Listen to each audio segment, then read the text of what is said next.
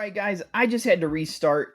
It is what it is, but we're here for a UFC 300 breakdown. Pereira versus Hill, the landmark card, the milestone card, 300 pay-per-view events for the premier mixed martial arts organization in the world. I'm not even going to talk about last week because I feel like I can make that a different video, but we are going to get right into it and break down the first fight on the card for UFC 300. This is a moneymaker. This is a good card. This is a card where if you can't find spots to make money, I don't know what you're doing watching MMA breakdowns or making your own. This is going to be a moneymaker card for most people. And we're going to kick it off with the first fight of the night in the UFC's bantamweight division between the former bantamweight champion and Cody No Love Garbrandt taking on the former UFC flyweight champion in Davison Figueiredo. Let's be honest here, guys. This is a fight that I think is a lot closer than the betting line entails. I think Figueiredo opened at like a minus 400, minus 350. Garbrandt was coming back plus 270, plus 280. There's only one reason for that, and that's the fact that Garbrandt's durability is always in question. He can take shots, but if he takes big shots from Figueiredo, he's more than likely going to get hurt and get finished. We saw Garbrandt get knocked out multiple times in a row. TJ Dillashaw twice, Pedro Munoz, lost to Rob Font, went and fought Kai Kara-France at 125, ended up losing that fight via a vicious knockout as well. Now he's back at 135. He's got a couple wins under his belt, a knockout over Brian Kelleher and a win over Trevin Jones. Those two wins in particular are not super impressive. They're not, because of the level of competition. This is going to be a big jump up from what Garbrandt is used to fighting in his recent fights. And, it makes sense why it's like that, but at the same time, think of it like this. If you look at this fight and you don't know anything about Garbrandt, you don't know that he doesn't have the greatest chin, you don't know that he can get rocked, he can get hurt, and you look at this for a skill-for-skill basis on paper, who's the better fighter? Cody Garbrandt. Garbrandt's faster, he throws more volume, puts his combinations together, can use offensive wrestling. Figueiredo uses offensive wrestling as well, but in this fight, I feel like it's going to be counter-wrestling of Garbrandt with the forward pressure of Figueiredo, and it's going to be the counter jiu-jitsu to the wrestling of Figueiredo against Garbrandt. He's going to look to grab the neck and jump guillotine. Trevin Jones caught him in a guillotine. Almost had it. It was tight. Garbrandt was able to get out. If Figueiredo jumps guillotine, I would not be surprised if he submits Garbrandt here. But Garbrandt's going to be faster on the feet. He's going to have more output. It's going to be one-shot knockout power, bigger moments from Figueiredo in the counter jiu-jitsu. He's not going to be able to out-wrestle Garbrandt offensively, which is why I almost feel like the wrestling's going to kind of counteract each other in this fight, and we're going to get more of a striking matchup. And if it's a striking matchup, like I said, the volume goes to Garbrandt, the footwork goes to Garbrandt, the in-and-out movement goes to Cody, the overall cleaner technical boxing goes to Cody Garbrandt, but he's got to watch out for the big right hand, the big uppercuts, big knees from Figueiredo, the big shots that are going to change the fight. And that's usually what Garbrandt has issues with, right? Is he's looking really good until he gets hit with something, and then everything kind of falls off the tracks. He's on the railroad, all of a sudden, boom, one wheel falls off, the entire train just goes off and blows up into smoke. That's the way that Cody Garbrandt fights. But I like that he's more methodical. I like that he's more patient. I like that he doesn't get into brawls as much, because the worst thing Garbrandt can do in this fight is get into a brawl with Figueiredo, because Figueiredo's going to look, watch, control with that lead hand, and bink, try to catch him with that right hand. Control, boom, right uppercut. He's going to look to walk him into big shots and bang, catch him right on the chin. That's not a good sign. But I do think skill for skill, Garbrandt is the better fighter. I think Garbrandt's going to land more shots. He's going to out-volume Figueiredo. We don't even know that Figueiredo has the greatest chin either, because we saw him get dropped with a jab from Brandon Moreno. Moreno doesn't drop a lot of guys, so you got to think about that as well. But again, the weight cut, the durability, I get it. We all know. But I like Garbrandt here. I think Garbrandt should be nowhere near as big of an underdog here. The only reason he is like we said, because of the durability issues. But at the same time, I think Garbrandt wins this fight. I think he's faster. I think he's slicker. I think he lands more volume. He's going to have the bigger shots. He just has to watch out for the equalizer, which is the big power of Figueiredo. But he's 100% the better fighter. And Figueiredo, to be honest, he's never really impressed me when I go back and watch tape. I've never been like, oh man, this guy's so good technically. Oh man, this guy does this so well. I've never really been like that with Figueiredo. So I like Garbrandt. I like Garbrandt by decision. I would go 29-28 unanimous decision for Cody No Love Garbrandt. Kick the fight or kick the card off with an underdog. Give me Garbrandt by decision.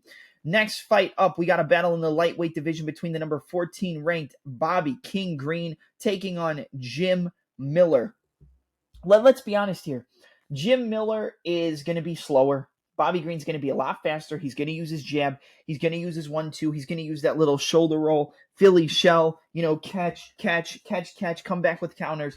And that is going to be a problem for Jim Miller. The one thing we've seen him have issues with, even though he's been racking up all these wins, is the speed difference. Bobby Green's going to be a lot faster. But Bobby Green is also coming off one of the single-handedly most violent knockouts and one of the latest stoppages I've ever seen in the UFC. He got hit with about 30, 40 unanswered shots by Jalen Turner. After he hurt him and wobbled him with the right hand, he hit him again, dropped him. The fight should have been stopped right there. Turner jumps on him, elbows, punches, 30, 40 unanswered shots. And you're going to think, oh, well, he's had time to recover. It's only been about 4 or 5 months. Off a vicious KO like that against a veteran like Bobby Green, he might come back and look good. He looked good against Grant Dawson, landed that little boom switch stance split cross, dropped him and knocked him out early. That was a huge betting ticket if you were on the side of Bobby Green by KO. But breaking this fight down, I think the faster fighter is Bobby Green, the fighter with faster hands, better movement, Bobby Green. But the fighter with better grappling is Jim Miller. The fighter who's going to push the pace is Jim Miller. The fighter who's going to have the grappling upside is Jim Miller. The fighter who's going to get those takedowns is Jim Miller. And originally I was on the side of Bobby Green, but this is UFC 300. You can't really read into storylines all the time. I think this is either a big win for Jim Miller or a loss. I think he retires either way with a win or a loss here, so I'm not going to play the retirement arc because I feel like some people are going to. But I like Jim Miller here. I think the speed's going to be a problem. The 1-2s, the boxing, the uppercuts, it's going to be a problem, the movement. But I think the low kicks of Jim Miller, chopping low kicks, pushing Bobby Green up against the cage, unloading some strikes, getting takedowns. I think Jim Miller, as crazy as it sounds, is on more of an upward trajectory at this point in his career than Bobby King Green. I'm a huge Bobby Green fan, but I see the takedowns. I see the jiu-jitsu. I see the ability to take the back. I see the ability to get the rear naked choke, the ability to land ground and pound, the ability to push forward and pressure and push Bobby Green up against the cage and unload with pretty heavy hands, which is something Jim Miller didn't really have early in his career, but he does now. I like Jim Miller. I like Jim Miller to win this fight by submission. I think he will land some big shots on Green, but eventually he's going to give up a takedown. Green's going to give up his back, and I think Jim Miller's going to get a rear naked choke. I'm going to go Jim Miller, round 2, rear naked choke submission over Bobby Green. That's another underdog, but if Bobby Green wasn't coming off that KO, I think I would have a little bit of a different, aspect in this complete, I think I would have a different read on the fight overall. But considering he's coming off that vicious KO, I got to lean Jim Miller. So give me Jim Miller, second round, rear naked choke submission. All right, up next on the card, we move to a battle in which division are we at? Strawweight, right? In the strawweight division between the number 5 ranked Jessica Andrade taking on the number 6 ranked Marina Rodriguez. I think that this fight is pretty self-explanatory. I think Marina Rodriguez is going to run through Jessica Andrade. I know that she got clipped and hurt with a big shot from Amanda Lemos, but Amanda Lemos is a more technical version of Jessica Andrade with equal power. Marina Rodriguez is 100% the better overall fighter. Marina Rodriguez is 100% the more technical fighter, and she's a sharpshooter. She's going to land the 1-2. She's going to land the crosses. She's going to land the 1-2s down the middle. Good low kicks, good body kicks, really good work in the clinch with knees, elbows, push off, switch kick, 1-2, switch kick, 1-2, left hook, right low kick, mix things up all together. She's going to be the better fighter. If Jessica Andrade gets takedowns, I think she can have success. We saw again with Verna Jandiroba, but I wouldn't consider Jessica Andrade to be that level of grappler. And she's going to look to walk forward, slip, bob and weave, Mike Tyson style, and look for those big left and right hooks, big uppercuts where she leaves her chin in the air. And I think we're going to get a very similar fight to the Yan Xiaonan and Jessica Andrade fight. I think I think Marina Rodriguez is going to use the jab, use the low kick, catch her with the intercepting knees as she closes the distance, elbows, knees, uppercuts. I think it's going to be very similar to the Michelle Waterson fight. I do think Jessica Andrade is a tougher test than the Michelle Waterson fight, obviously. But Andrade at this point is on the decline, and I think Marina Rodriguez is on the upward trajectory. I like Marina Rodriguez by knockout in this fight. She's cleaner, she's sharper, she has power. She uses her range and distance management very well, which is something that is a big problem for Andrade. If you can measure and manage the distance and intercept with 1-2s, intercept with hooks, intercept with uppercuts, knees, catch them as they're stepping in and use that momentum to their demise, then you can definitely win this fight. And I think Marina Rodriguez has all of that and has it in spades. I'm going to go Marina Rodriguez, second round TKO. I think she catches her with a big right hand, hurts her, gets in the clinch, knees to the body, knees to the head, elbows, elbows, elbows, drops her and gets her out of there. Give me Marina Rodriguez, second round TKO over Jessica Andrade. I don't know why there's so much love on Andrade. I feel like I'm missing something here, but she's going to get ran through in this fight against Marina Rodriguez. Up next in the lightweight division, you have Jalen, the Tarantula Turner, taking on Renato Moicano. I think this fight is pretty tricky to call because we don't really know what we're going to be expecting from Moicano. We know Jalen Turner is going to be the better striker on the feet. He's going to land 1-2s. He's going to have that head kick, really good knees to the body, front kicks, switch kicks, and just mixing things up very well. He's the much more dangerous fighter on the feet. He has much more power, and he's much better technically. But Moicano has the biggest advantage when it comes to the grappling and jiu-jitsu. Jalen Turner has decent takedown defense, but not the best. And we've seen Moicano come out and immediately look for takedowns, wrestling, top control, and jiu-jitsu. I think this is a fight where Jalen Turner can use his striking and pick apart Moicano, potentially knocking him out, or he's going to get pressured, taken down, and he's going to eventually break. Jalen Turner has break in him. And that's not really me discrediting him. It's just what I've seen from his recent performances. He can break. You can break a guy like Jalen Turner. If you don't let him bully you, you can bully him. And that's kind of the way I see this fight playing out. Turner's going to be better on the feet. Switch kicks, 1-2s, longer, better reach, sticking the jab in his face, the 1-2s, the switch kicks to the head, front kicks to the body. But the wrestling is going to be heavy on the side of Moicano. I'm sure Jalen Turner's working his takedown defense. I'm sure he's working his get-up game. But the difference between, let's say, a guy like Moicano and a guy like Mateus Gamrot. Gamrot is a very good chain wrestler. He doesn't have the best control when it comes to looking for actual submission attempts. However, when you look at this overall fight, Moicano can get the takedowns, but Moicano can also chain takedowns together and look to take the back. And I think that's the biggest difference. Maybe Turner stuffs the original takedown, but Moicano's able to shuck his leg to the side, sneak out the back door, and take the back and get a choke. I think Moicano's very live for a submission here against Turner. If he strikes with Turner, he's gonna get messed up. I mean, I'm not gonna sit here and lie with you, but I think he's smart enough to be able to compete with Turner for a little bit on the feet and then use that counter wrestling, use the body locks, get to the back, get the choke, and potentially submit Jalen Turner. I think this fight's very close. I think this fight is one that you shouldn't bet on, but I am going to side with Jalen Turner by knockout. I would not be surprised without a doubt, though, if Moicano got a submission because we saw Dan Hooker take the back of Jalen Turner and choke him out. I think Dan Hooker is more durable than Moicano at this point in their career, but Moicano's a much better grappler and much better with the jiu-jitsu and chaining attempts together than a guy like Dan Hooker. So I think Moicano's live for a sub, probably a rear naked choke, finding a way to the back, taking his back, choking him out. But I think the power, the speed, the explosiveness is going to be too much for Moicano against Turner. I picked Drew Dober against Moicano, and Moicano was still able to get the takedowns, able to get the wrestling off, able to just control Drew Dober. But there's a difference between Turner and Dober. A lot longer, a lot taller, a lot rangier, a lot better at using his range. So I think that range and distance is just going to be too much of a problem for Moicano. I'm going to go with Jalen Turner by a second round TKO over Renato Moicano, but I wouldn't be mad at a sprinkle on Moicano by submission because I do see avenues for him to take the back and get a choke in this fight. All right, up next, we move to the next fight in the featherweight division between Sadiq Youssef taking on Diego Lopez. This is a fight I'm really, really excited for. I think that this fight is going to be a toss-up. You can't pause on this thing, so my bad. I think this fight is one of my favorite fights on the card. Diego Lopez and Sodiq Yusuff. It's going to be a banger. It's going to be a banger. And I will say this. Sodiq Yusuff is the better striker.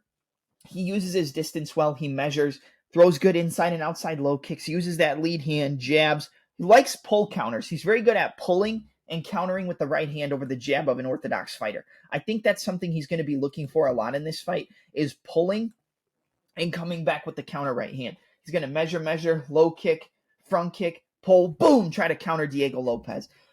I think the more dangerous striker is Sodiq Yusuff. If he uses his jab, if he uses the inside and outside low kicks, if he stays on the outside, if he picks apart Diego Lopez can get hit. We saw him get hit in the fight against Movsar Evloev. We saw him get hit by Pat Sabatini, who's not a really good striker, doesn't have anywhere near the power of a Sodiq Yusuff.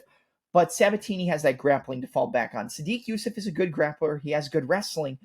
But overall, I think the more dangerous guy in this fight is Diego Lopez. Ever since I saw that performance against Movsar Evloev, I've been on the Diego Lopez train. And he hasn't really done anything to kick me off the train yet. First round triangle armbar against, First round triangle armbar against Gavin Tucker, and a first round knockout against Pat Sabatini. I don't really love the defense of Lopez on the feet. But if you look at Sodiq Yusuff, he's been hurt, dropped, rocked multiple times in fights before. He got rocked with a big head kick and a big right hand by Arnold Allen. He got dropped by Edson Barbosa multiple times in the fight after he dominated the first round. So I'm not going to say that Sodiq Yusuff is going to break, but he is there to get hurt. And the difference between getting hurt by a guy like Lopez and getting hurt by anybody else is the fact that if Lopez hurts you, not only can he ground and pound you and knock you out, he has the jiu-jitsu to fall back on as well. Let's say Lopez backs up. Sodiq comes into range. Boom, he counters with a big right hand, a big left hook. Sadiq's wobbled. He wrestles. Boom, boom, boom. He tries to tie him up. Hip toss, get on top, ground and pound, rear naked choke, ground and pound guillotine, ground and pound fall off into the armbar. The more dangerous guy in this fight is Diego Lopez. And I think Lopez is going to finish Sodiq Yusuff. Yusuff is tough. Yusuff is durable. Yusuff is not going to be a guy that's going to quit, but he is a guy that we've seen get rocked. He's a guy that we've seen get dropped. He's a guy that we've seen get hurt even in fights that he wins. He's a guy we've seen win and dominate a fight early and then come back and lose to a guy who was pretty much dead to rights because he blew his gas tank out. I think over 15 minutes, Lopez has the better cardio. He has the better jiu-jitsu. He has the better jiu-jitsu from the top and the better jiu-jitsu off the bottom. I think Lopez and Sadiq's wrestling might cancel out. Maybe. I would say Sodiq probably has the better wrestling, but Sadiq is more technical, more crisp on the feet. But as an overall fighter, I think Lopez is more dangerous, and he has the submissions to fall back on, along with having powerful striking on the feet with good calf kicks, good head kicks, good 1-2s, good hooks, good uppercuts. He could get clipped and countered by a guy like Sadiq because Sadiq is a sharpshooter, and that wouldn't surprise me at all if that was the case in this spot. But I am going to side with Diego Lopez. I'm going to go Diego Lopez by submission. I think he kind of walks Sadiq into something, whether it's a knee, an elbow, a 1-2. He rocks him. Sadiq closes the distance and gets caught in a guillotine and gets submitted. I'm going to go with Diego Lopez by a second round guillotine choke submission against Super Sadiq. One of my favorite fights on the card. I'm a big fan of Lopez. I'm a big fan of Yusuff as well. But I just see Diego being the more dangerous fighter with more abilities to finish the fight. So give me Diego Lopez, second round guillotine choke submission after he rocks and hurts Sadiq on the feet. All right, let's move to the next fight up. How many have we gone through already? What is it? 4 or 5? 1, 2, 3, 4, 5. On to number 6. Holly Holm versus Kayla Harrison. Harrison making her UFC debut, being a PFL champion. You know, she lost to Priscilla Cachoeira, but she's a former champion, an Olympian. I feel like they're looking for the next Ronda Rousey in this fight, and you could get the next Ronda Rousey knockout. Holly Holm is 100% better on the feet.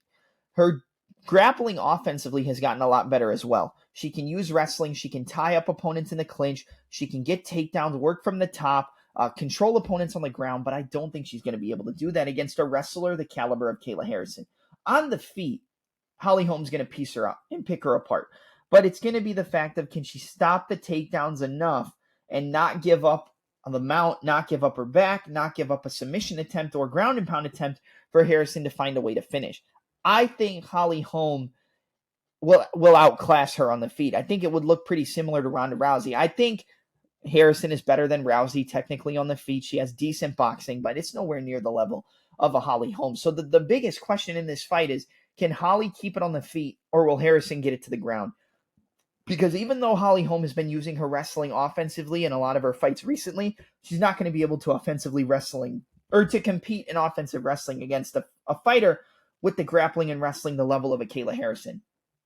I think I want Holly Holm to win. I 100% will sit here. I want Holly Holm to knock out Kayla Harrison. I am not a Kayla Harrison fan. I've never been a Kayla Harrison fan. I don't hate her or dislike her or anything. It's just not my type of fighter. But I think she's going to get taken down and submitted or ground and pounded in this fight. I think the wrestling, the strength, the power is going to be the biggest advantage. But what I will say is, watch the weight cut, watch the weigh-ins. If Kayla Harrison is dying and she misses weight by 1 pound, a pound and a half, if she misses weight, take Holly Holm. Take Holly Holm. She fought at 45 in, PFL, and she had a lot of trouble even cutting weight there. I think the weight cut's going to be a big determinant of how the fight plays out. Watch how Kayla Harrison weighs in. We know Holly Holm's going to make weight. She's going to be fine. If Kayla Harrison comes into this fight and is dying on the scale, looks like she's on death's door, in her interview she looks gaunt, drawn out, things like that, play Holly Holm and play Holly Holm by KO, because I think she can knock her out. I already said why I think she can knock her out. We already know she's the better striker. But watch the weigh-ins. That's going to be the biggest determinant of how this plays out. I think if she has a bad weight cut, Holly Holm by KO. But I'm going to go with Kayla Harrison by submission. I just feel like the power, the offensive wrestling, the top control, the ground and pound. We've seen Holly Holm get submitted. She got rear naked choked by Miesha Tate in a fight where she was cruising and winning back at UFC 196. That was kind of a Hail Mary position, but giving up that type of position against a girl like Kayla Harrison with the wrestling, the top control, the submissions, I think it's a recipe for disaster. So I'm going to take Kayla Harrison by first round rear naked choke. I think she gets her to the mat, finds the ground and pound. Holly gives up her neck. She gets choked and gets submitted. I want Holly Holm to win, but the pick's going to be Harrison by sub. But watch the weigh-ins, because Holly Holm might knock her out and shock the world, again, knocking out a former Olympian. All right, up next, we move to a battle in the featherweight division between the number 8 ranked Kelvin Kattar taking on the number 2 ranked former UFC bantamweight champion in Aljamain the Funkmaster Sterling. I'm going to be honest. I see a lot of people betting on Aljamain Sterling. I do. I see a lot of people, the lines jumping. I think Sterling's like a minus 150. Minus 170 favorite at this point. I don't get it. I really don't. I know he's not cutting weight and he's up at 45. He's going to be less drawn out and things like that. Don't get me wrong. I understand where they're coming from. He's going to be the better grappler. He's going to have better back control. He's going to be able to control Kelvin Kattar if the fight gets to the mat. But can we just go back and check something out real quick? What is the takedown defense of Kelvin Kattar? Oh, that's right, 91%. What is the takedown accuracy rate of Aljamain Sterling? 24%. Now, before you think I'm hating on Aljamain Sterling, I'm not. I think Aljamain's takedowns are more based off getting positions than getting the actual takedowns. He's a positional jiu-jitsu style wrestler. He is not a shoot a takedown, double leg, get to the mount, ground and pound, shoot a takedown, cut the corner. He uses his takedowns to transition into jiu-jitsu positions. Takedown doesn't work? Okay, sneak out the back door, boom, sink the hooks in, take the back, go to the body triangle. He's known as the human backpack. We saw him submit a really high-level striker in Corey Sandhagen immediately in the first round. Push him up against the cage, close the distance with front kicks, jabs, switching stances, and got the takedown. Now Aljamain's going up in weight, which number one means that Aljamain's going to be more hydrated, he's going to be stronger, he's going to be more built for this weight class. But he's also fighting guys who are a lot stronger, who are going to have the defensive wrestling, and who are probably going to be able to stuff most of his takedowns. Aljamain's not that great of a wrestler. He's not. He doesn't get a lot of takedowns. He has a 24% takedown accuracy rate, and he gets about 2 takedowns per 15-minute fight. Now, if you equate that into mathematics, if you're getting 2 takedowns per 15-minute fight, and you only have a 25% accuracy rate, that means that you're shooting almost 10 takedowns and you're getting about 7 to 8 of them stuffed on a regular basis. Kattar's going to have the much better striking. The front kick to the body, the 1-2s down the middle, the jab is going to work very well. Jab, left hook, jab, jab, right hand, left hook, jab, left hook, rear uppercut, feint, throw the rear uppercut, boom, boom, 1, 2, 3, rear uppercut, 6, 3, 2, 1, 3, 2. He's going to be able to knock out Aljamain Sterling on the feet. I think he stuffs the takedowns. I think he gets put in at least one bad position, but he works his way back up, finds the range for the jab, finds that front kick up the middle to the body, is able to pull it back and stuff the takedown. And I think Calvin Kattar knocks out Aljamain Sterling. I cannot believe he's the underdog. I cannot believe it. I don't know what people are seeing in Aljamain. Now, I have been a notorious hater of Aljamain Sterling, but I picked against him with the fight, or in the fight against, what's it called? I picked against him in the fight with, I can't think of it, Sean O'Malley. It made sense. He got knocked out. He stuffed the takedown. I think Calvin Kattar is a very similar stylistic matchup to Sean O'Malley. I think the only reason Aljamain moved up to 45 is because he feels like he got knocked out because of a bad weight cut. He feels like he got knocked out because he technically was better, but he wasn't better on the night. I think he knows he'll lose to Sean O'Malley most of the times that they fight, and I think that's why he moved up. Now, do I know that? No. And that's not me knocking on Aljamain. I'm just calling it like I see it. I think Calvin Kattar stuffs most of the takedowns, sees them coming, counters with elbows, counters with uppercuts, lands 1-2s. I think we get a first-round knockout from Calvin Kattar. Now, I wouldn't say, go back first-round knockout. Double M said knockout, round 1. Everybody throw your money on it. No. If Calvin keeps going up in money lines, take the money line. Just take Calvin Kattar. I love Calvin Kattar in this spot. He has good defensive wrestling against a guy who isn't the greatest offensive wrestler. Yes, he can get his back controlled. He can get his back taken 100%. I'm not disagreeing with you there. But I think for the most part, he's going to get outstruck, outpointed, outpaced, outpowered, and just beat up on the feet. And I think Calvin's going to have the defensive wrestling to fight off most of the takedowns. I'm going to go Calvin Kattar. I'll go second round KO again. I would go first round, but I don't know. I wouldn't be surprised. I wouldn't be surprised if Kelvin knocks him out in round 1. But the boxing, the jab, the distance control, the 1-2s down the middle, the uppercuts, the step-in elbows, I think Calvin Kattar's going to butcher Aljamain Sterling. Give me Calvin Kattar, second round knockout over Aljamain the Funkmaster Sterling. And then I don't know where Sterling goes from here, but I think this is a really bad matchup for him. I'm surprised that he took this fight. Up next, we move to the last fight on the prelims in the light heavyweight division between the number 2 ranked former light heavyweight champion in Yuri Prochazka taking on Alexander Rakic, who is ranked, I believe, number 5 in the division. I think this fight,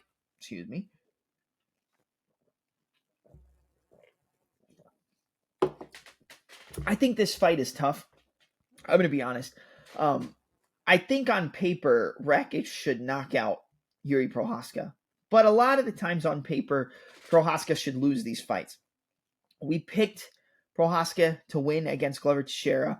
We picked him to win against Volkan Oezdemir. We picked him to lose against Alex Pereira.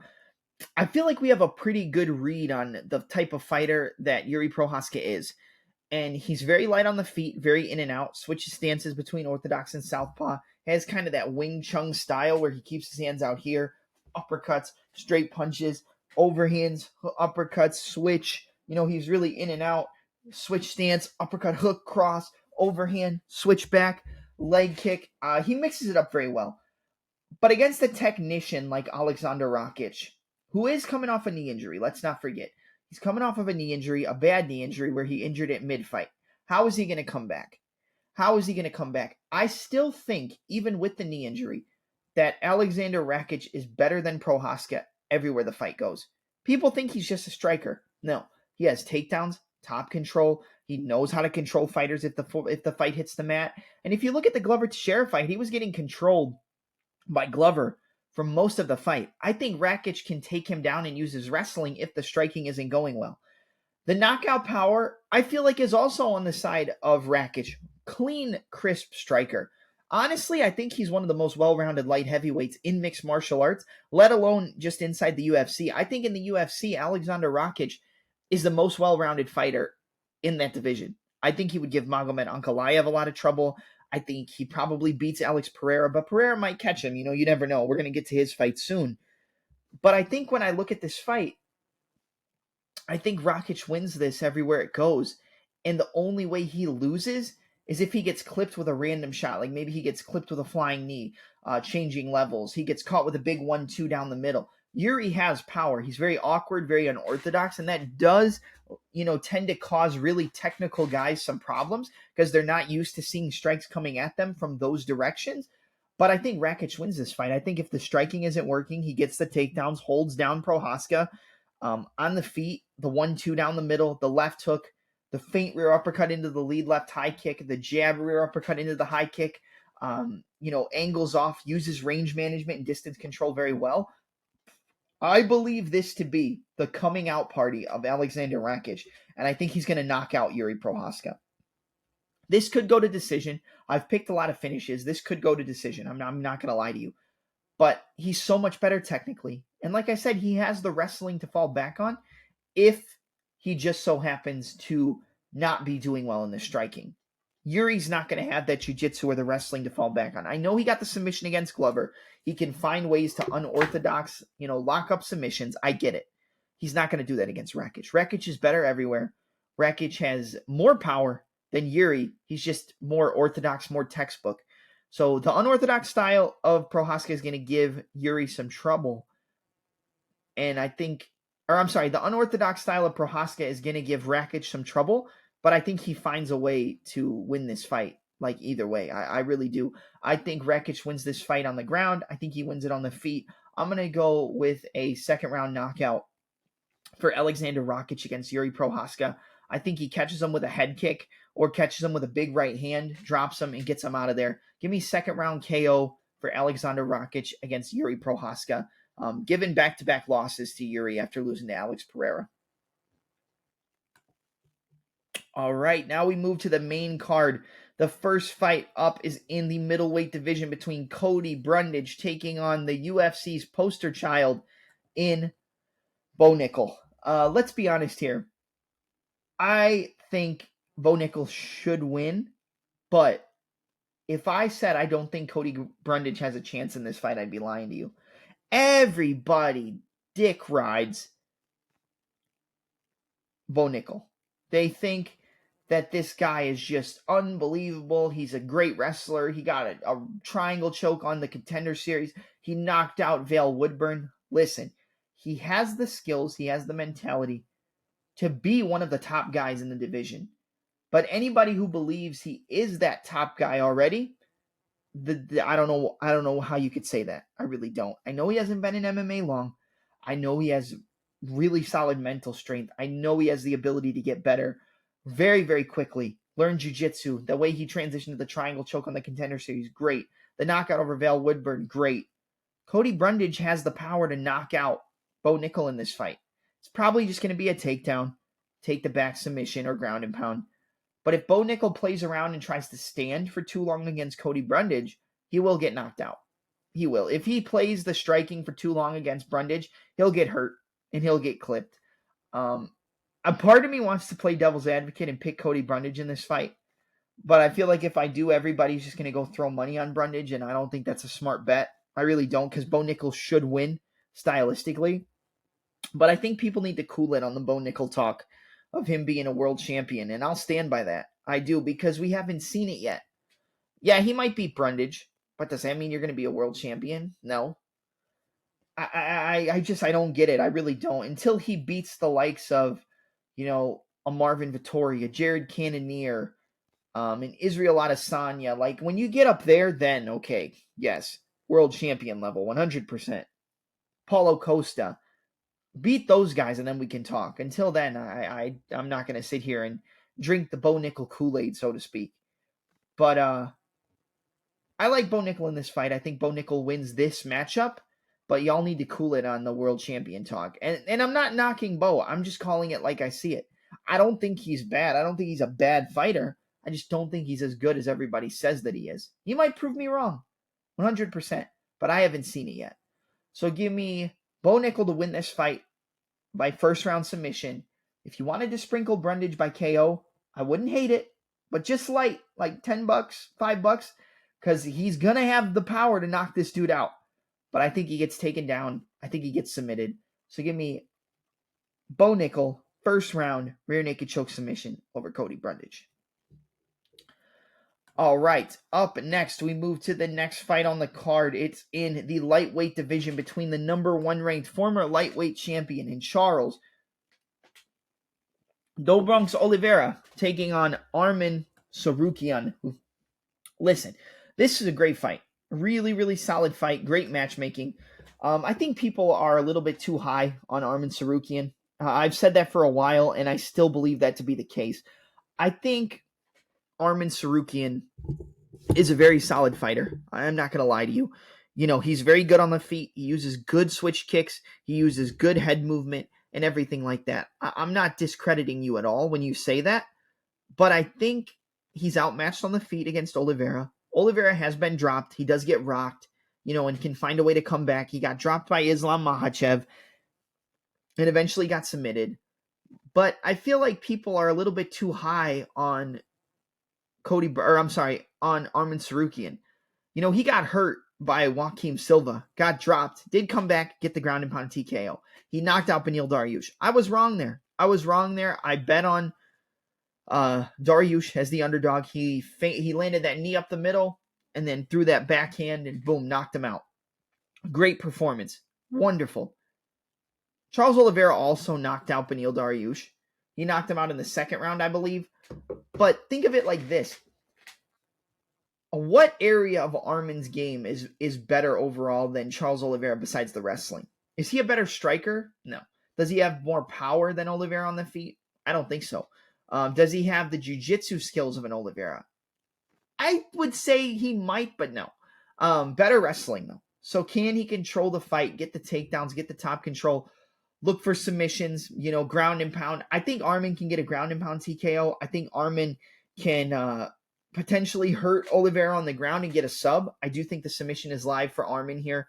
But I think on the feet, the jab, the front kicks to the body, the 1-2s, the knees, the decent takedown defense, and even the ability to sweep once he gets taken down, you know, threaten with arm bars, threaten with leg locks, and just the overall aggressiveness and activity of Oliveira. I think I like Oliveira as the underdog in this fight. I know Arman went back and forth, you know, tooth and nail with Islam Makhachev in his debut. The toughest fight of Islam's career aside from the first Volkanovski fight so far. I agree. I think that's great. That's wonderful. But thinking about it from a technique perspective, the technically better fighter is Charles Oliveira. Good jabs, good knees, good front kicks to the body, good 1-2s, right hands on point, uppercut, fade back, right hand, counter with the guillotines on the takedown attempts. I think Oliveira is going to finish Arman Tsarukyan. I could see Tsarukyan catching him with a big shot on the feet and hurting Oliveira because, like we said, we've seen Oliveira get hurt. We've seen him get rocked in fights before. He finds a way to come back. I don't think you want to get rocked against Arman Tsarukyan because he might hurt you, get on top of you, look for an arm triangle, look for a rear naked choke. Oliveira is a guy who not only has been knocked out, but he has been submitted. Got submitted by Anthony Pettis back in the day. He got TKO'd by Paul Felder. He got submitted by a bunch of guys. But I like Charlie Olives in this fight. I like Oliveira. I think he's going to win. I think he's going to outstrike Arman on the feet, threaten enough with submissions to kind of make Arman fade back on the wrestling pressure. And yeah, I like Oliveira. Give me Oliveira to win this fight by a second round knockout. I think he's going to catch him with that big right hand, catch him with an uppercut, catch him with a knee. He's going to catch him with something as he walks in, hurt him, jump on him, and get him out of there. He might club and sub, hurt him, drop him, take his back, and choke him. But I'm going to go with a second round knockout for Charles Oliveira against Arman Tsarukyan. I like him here. I think he's the better fighter. And I worry about the ground and pound, but again, I just think Oliveira is going to have the answers for Tsarukyan. I think he does. So give me Charles Oliveira, second round knockout. All right, man, we're at like 40 minutes so far. We're kind of running through this card. I mean, we've already broken down 1, 2, 3, 4, 5, 6, 7, 8, 9, 10 fights. We're on to the bout for the BMF Championship. The featured bout of the evening in the lightweight division between Justin, the Highlight Gaethje, the BMF champion, versus the former UFC featherweight champion in Max Blessed Holloway.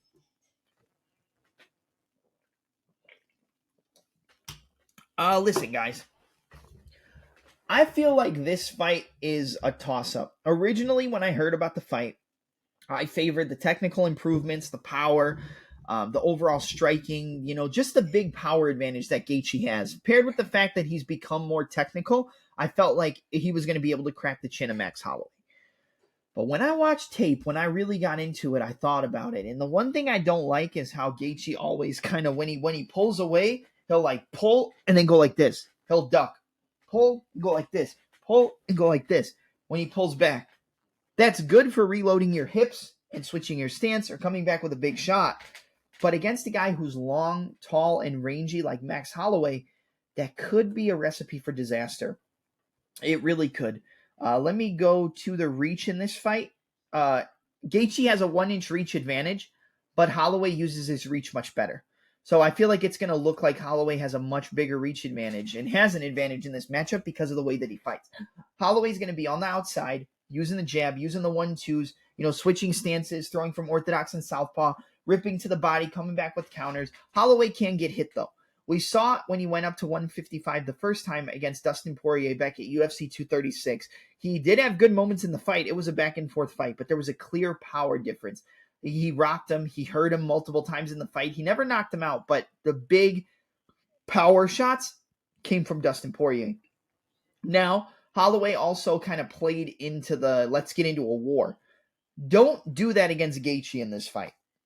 Gaethje has more power. He's improved and refined his technique to the point where when the punches land, they're going to be cleaner, which means they're going to have more power, but you're not going to be able to see them as well. And, if Holloway sits and trades with Gaethje, he's going to get knocked out. I do believe that. But I think when we get past round 2, round 3, 4, and 5, that is where Max Holloway can finish Justin Gaethje. I think we get a finish in this fight. I think we get a knockout either way. I know Max Holloway hasn't been knocked out before. I think Gaethje's left hook, the jab, the 1-2 down the middle, even the head kicks, I think he has the power to knock out Holloway. He can do it early. He could do it in the first round. I know Holloway hasn't been knocked out before, but just because you haven't been knocked out doesn't mean you can't be knocked out.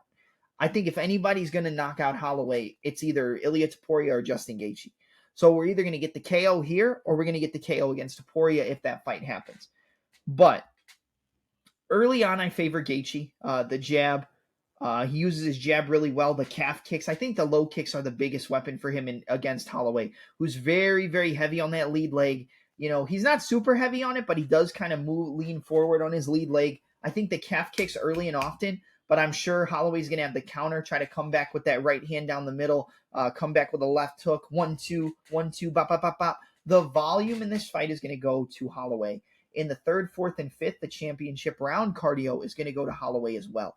Early, it's Justin Gaethje and Gaethje by KO because he has the power, he has the technical improvements, big left hooks, really good slip uppercut. He uses that very well. I feel like that could work well against a guy like Holloway if he starts to chop the low kicks and gets him to wobble. Maybe he comes in, boom, feints, and comes up the middle with the uppercut.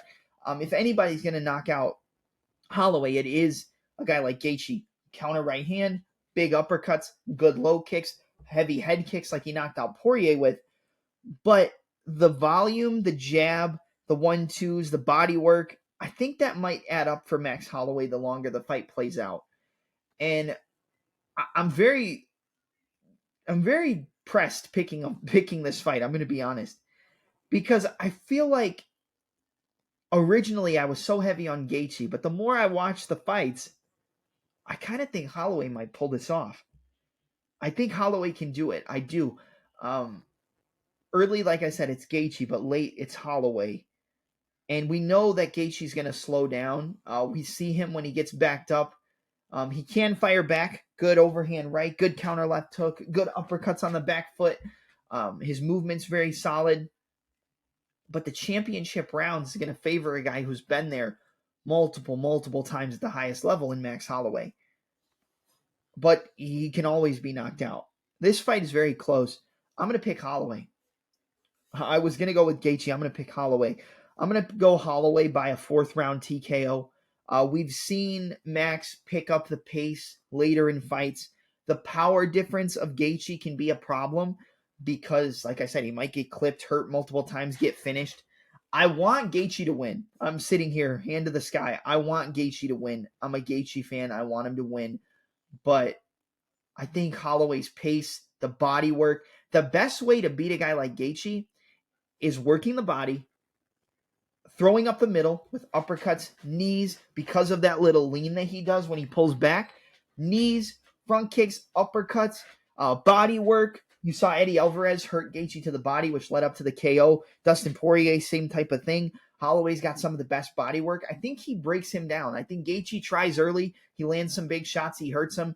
Holloway survives and gets a 3rd or 4th round TKO. I'm going to go Max Holloway by 4th round TKO, hurting him up top to the head, going back to the body, and just pouring on a barrage against the cage. Boom, and knocking him out. Give me Max Holloway, 4th round TKO to become the new BMF champion. All right, we got 2 fights left, guys. 2 fights left. Up next is the battle for the women's strawweight title between the champion in Zhang Weili taking on Yan Xiaonan, who's ranked number 1 in the strawweight division. Can I be honest with you guys? I see an upset. I think Yan Xiaonan is going to beat Zhang Weili.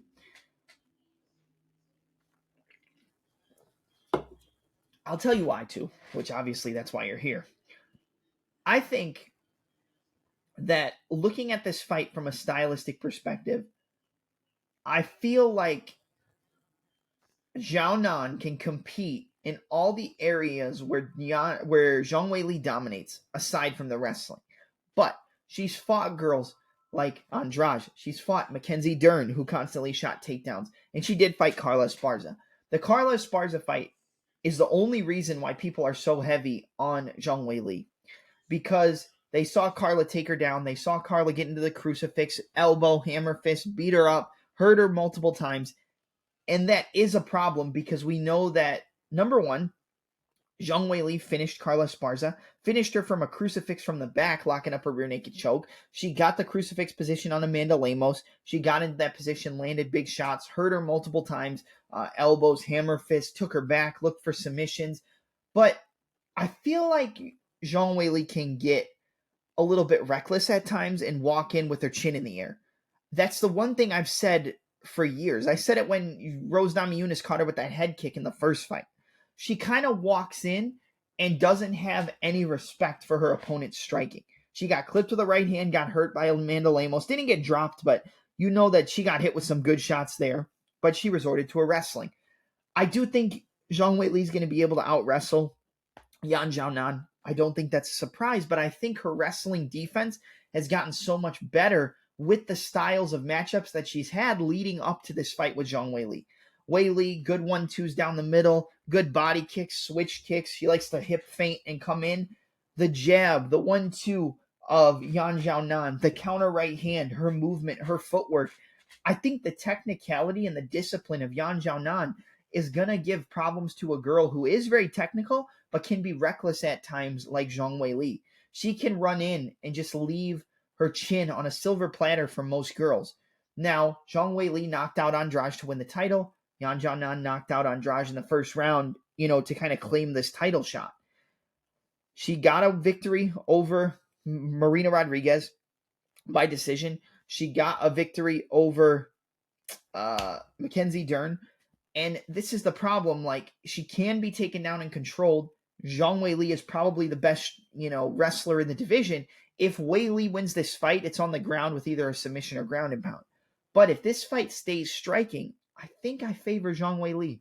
She uses her range. She uses her reach. She backs up very well. She counters over the jab with the right hand. She uses the jab into the lead hook. Boom, boom, boom, boom, boom. Uppercuts, 1-2s, movement, inside and outside low kicks. Very light on the feet, and she sticks to a fucking game plan. She sticks to a game plan. If things aren't going her way, She defends it and gets right back to what she needs to do. She doesn't let her ego get in the way. I feel like Wei Li does stick to a game plan, but she's also the style of fighter where if things aren't going her way, she might throw things out the window, which in that case is going to leave openings for a counter striker like Yan Xiaonan. So let's look at the stats real quick before I give you my official prediction. Hold on. Son of a bitch. Hold on. Reach. Same reach, 63-inch reach. Yan Xiaonan's 1 inch taller. So the reach is identical, but I feel like Yan Xiaonan uses her reach better. And that's the biggest concern here for me. I feel like the counter striking of Yan Xiaonan is going to be cleaner than the striking and the counter striking of Zhang Weili. It's going to be the question of, can she get those takedowns? Can she hold down Yan Xiaonan? We've seen it done before. That's probably the way she gets a path to victory. But I'm going to go with Yan Xiaonan. I'm going with Yan Xiaonan in this fight. I think she's going to be able to outstrike Zhang Weili on the feet. I think she's going to be open for those counters over the jab with the backstep counters. Zhang Weili has to wrestle. She has to wrestle early, wrestle often, but I'm going with Yan Xiaonan. I'm going with the new blood. Give me Yan Xiaonan by knockout in this fight. Not just a win, by a finish. She lands a big counter on the chin of Zhang Weili and knocks her out. Give me Yan Xiaonan by TKO in round 3 against the champion in Zhang Weili to become the new UFC strawweight champion. The style of matchup, the footwork, the range management, the counter striking, the power. That's another thing. Her power still stays in round 3, 4, and 5. So does Zhang Weili, but she doesn't fight girls who have as much power as her, aside from Lemos. But Lemos doesn't have any, defensive wrestling. Xiaonan doesn't have that much either, but I still feel like she can compete and keep a higher pace than Lemos can. So give me Yan Xiaonan to become the new UFC strawweight champion via a 3rd round TKO over Zhang Weili. All right, the main event of the evening in the light heavyweight division for the light heavyweight championship. You have the champion, Alex Poatan Pereira, taking on the former champion who never lost his belt but vacated it due to an injury in Jamahal Sweet Dreams Hill. This is a fight that I want to break down, but at the same time, I don't. Because, I don't know, I'm excited to see Pereira fight. But at the same time, I don't know how I feel about this fight. I'm not a Jamahal Hill fan. I'll tell you that right now. I'm not. I never really have been. I just feel like he talks too much. I mean, yeah, he looked amazing against Glover. Don't get me wrong. Not taking anything away from him there. But he came off that injury to the Achilles tendon and then had to pull out of the Yuri fight. And then Yuri fought Alex. And, everything kind of went together. But he's talking like, I'm going to knock out Alex Pereira on the feet. I will stand and knock him out. I will knock him out. Does he have the power to do it? Yes. Is he technically good on the feet? Yeah, 100%. He's a southpaw going up against Pereira, who's orthodox. So that outside foot, right hook, straight left down the middle, right hook, rear uppercut pull back, rear left hand. That's all going to be there, against a guy like Pereira who doesn't move his head on the center line. He doesn't move it off the center line. He's like this. Pereira's like this. Moves back, moves in and out.